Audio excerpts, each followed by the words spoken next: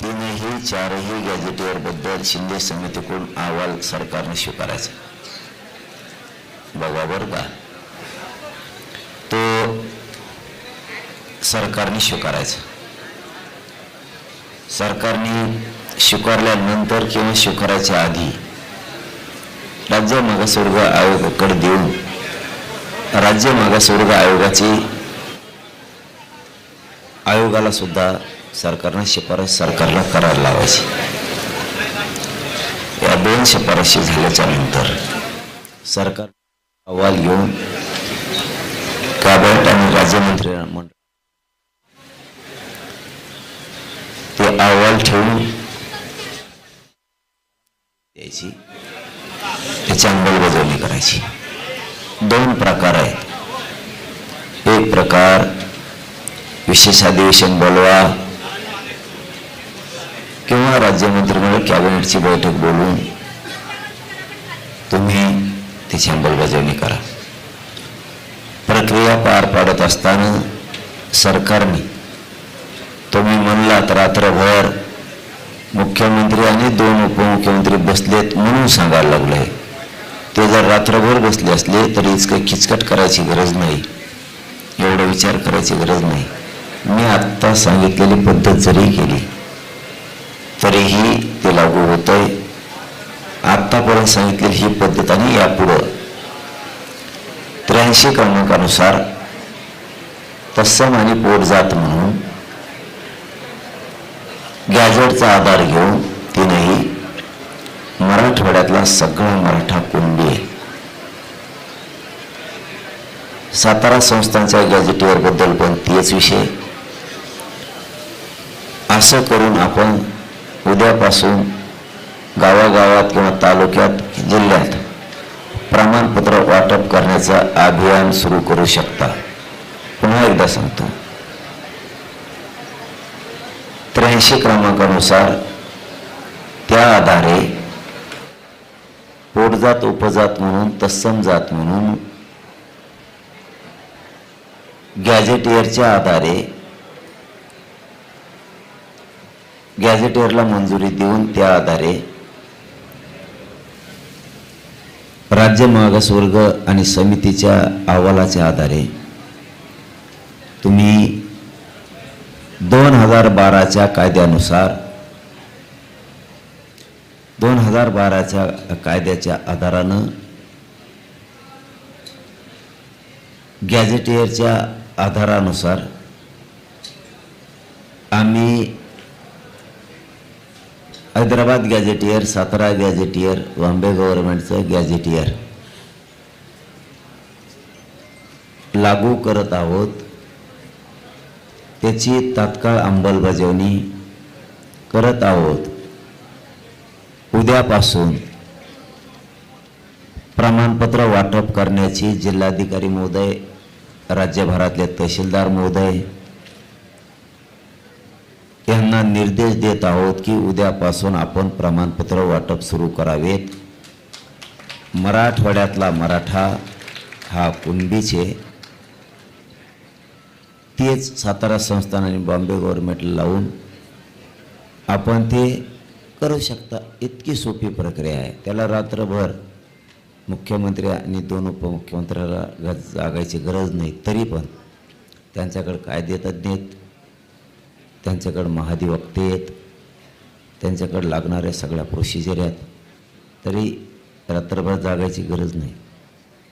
Cases सरसकट मागं घ्यायला विधी व न्याय विभागाला तो अधिकार आहे. ती प्रक्रिया ते पार पाडू शकतात.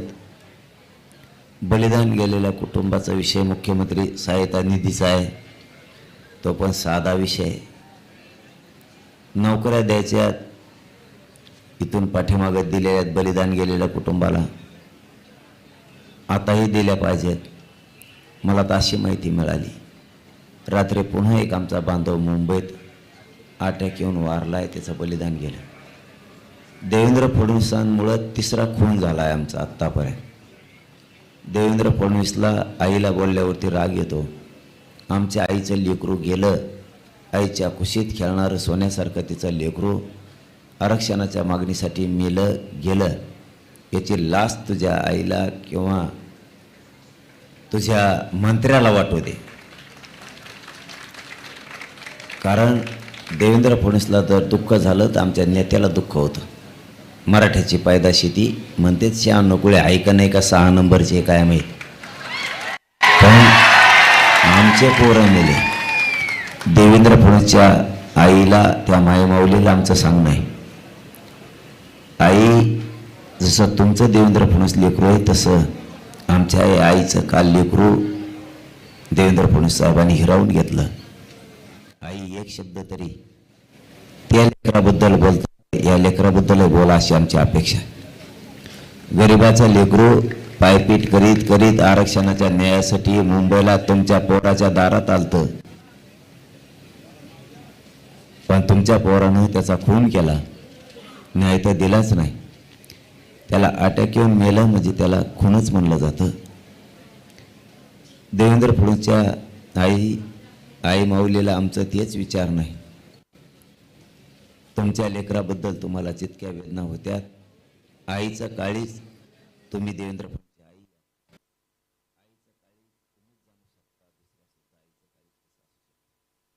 दुसऱ्या सुद्धा आईचं काळीज कसं असू शकतं. त्या आईचं काळीज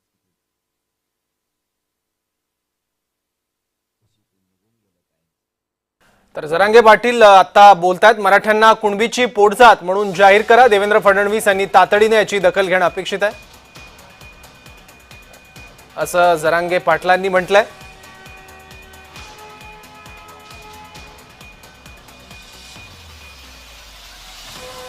मुख्यमंत्र्यांनी रात्रभर बैठक घेतली असं कळतंय.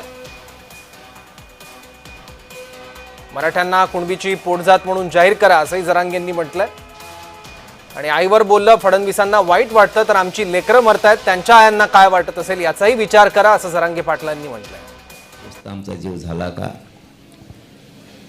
आणि इतकी बिकट परिस्थिती तुमच्या पोरानं उभा केली म्हणजे हिटलरशाही आहे का? कारण आणखीनही वेळ हातातून गेलेली नाही.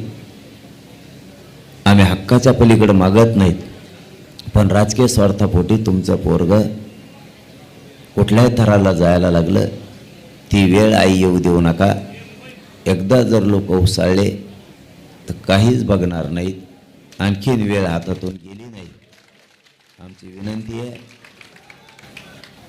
आमच्या सगळ्या लेकरांना लागतंय ते आरक्षण द्या. आणि पुन्हा शेवटी सांगतो, तुम्हाला जर माझं ऐकायचं असेल पोरांनो, तर शेवटच्या शब्दात सांगतो, तुम्ही मला तळपू नका. मी उपोषणाला बसलोय, तुम्ही शांत राहा, कुठं रस्ते अडू नका. तुम्हाला जर माझं नसेल ऐकायचं तर मग मी उपोषण सोडून देऊन घरी जातो. आणि मी तुमच्यासाठी करतो, मी तुमच्यासाठी झगडतो. माझं अंग थरथर कापतंय आता, इतके हाल चालले शरीरात तुमच्यासाठी. म्हणून माझं म्हणणं आहे, तुम्ही माझ्या शब्दाच्या बाहेर जाऊ नये. आत्तापर्यंत माझा राज्यातला मराठा समाज माझ्या शब्दाच्या बाहेर गेलेला नाही, ही मला पक्की गॅरंटी आहे. मी माझ्या समाजावर माझ्या मुलाबाळापेक्षा आईबापापेक्षा जास्त प्रेम माझ्या समाजावर करतो मी. आणि समाजसुद्धा माझ्यावर त्यांच्या लेकरापेक्षा जास्त प्रेम करतो. म्हणून माझी तुम्हाला हात जोडून विनंती आहे, इथं बसलेल्या आणि बाहेर असलेल्या पोरांना, तुम्ही संयम शांतता ठेवा. कुणीही कुठेही कसला धिंगाणा करू नका. इथं आझाद मैदानला येऊन बसा. आणि आपल्या ग्राउंडवरच्या पोरांना सांगणं आहे की माझी ही तळमळ आणि तळतळ तुम्ही त्या CSTला इकडं तिकडं असणाऱ्या पोराला जाऊन सांगा, आपल्या पाटलाला त्रास द्यायला नको, पाटलाला त्रास होईल असं आपल्याला पाऊल उचलायचं नाही. तुम्ही आझाद मैदानला सगळे चला. हे इथं बसलेल्या अस्सल खानदानी माझ्या विचाराच्या पोरांनी मी सांगितलेला संदेश त्यांना द्यावा आणि मुंबईभर सगळी शांतता ठेवावी. तुम्ही फक्त शांततेत कुंकड फिरा, पण शांतता ठेवा, माझं हे म्हणणं आहे. म्हणून तुम्ही पुन्हा पुन्हा सांगतो, सगळ्याला जाऊन सांगा, हे शांतता राहू द्या, आरक्षण घेऊ. आणखीन आपल्या टप्पे सुरू झालेले नाही आहेत.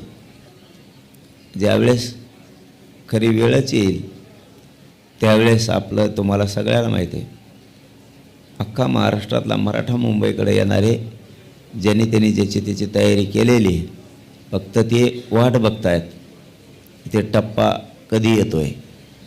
इतका समजदार माझा समाज झालेला आहे, आता हुल्लडबाजी करत नाही.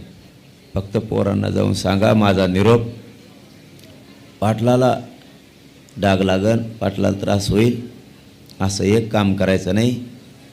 जे कोण रस्त्यात उभा राहिलेत, गाड्या लावल्यात, त्यांनी मैदानाला लावा आणि तुम्ही आझाद मैदानाला चला, असं सगळ्यांनी माझ्यावरचं काम करावं. ही सगळ्यांना माझं विनंतीपूर्वक सांगणं आहे आणि मला विनंती करायची वेळ माझ्याच समाजाला येऊ नये अशी माझी अपेक्षा आहे.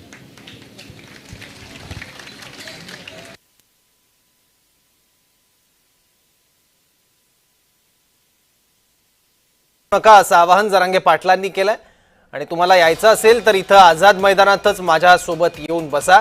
आणि आता आझाद मैदानात असलेल्या तरुणांनी सुद्धा CST आणि इतर ठिकाणी फिरत असलेल्या मराठा तरुणांपर्यंत हा निरोप आणि हा संदेश पोहोचवावा अशी विनंती, असं आवाहन देखील जरांगे पाटलांनी आता आंदोलकांना केलंय. त्याचबरोबर आई, जसं देवेंद्र तुमचं लेकरू आहे तसेच आमचे तरुणही कोणाचं तरी लेकरूच आहे असं जरांगे पाटील म्हणालेत. त्यामुळे आपल्या लेकरला समजावून सांगा अशी फडणवीसांच्या आईला विनंती केली आहे जरांगे पाटलांनी. आझाद मैदानात जरांगे पाटील यांच्या उपोषणाचा 3रा दिवस आहे. जरांगे पाटील यांनी आजपासून पाण्याचा देखील त्याग केलेला आहे.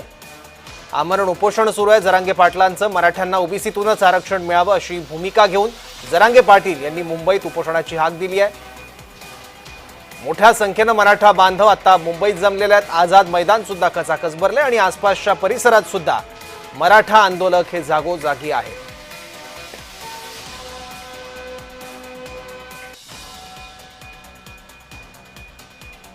आपल्या लेकराला समजावून सांगा असं आवाहन मनोज जरांगे पाटील यांनी देवेंद्र फडणवीस यांच्या मातोश्रींना केलंय.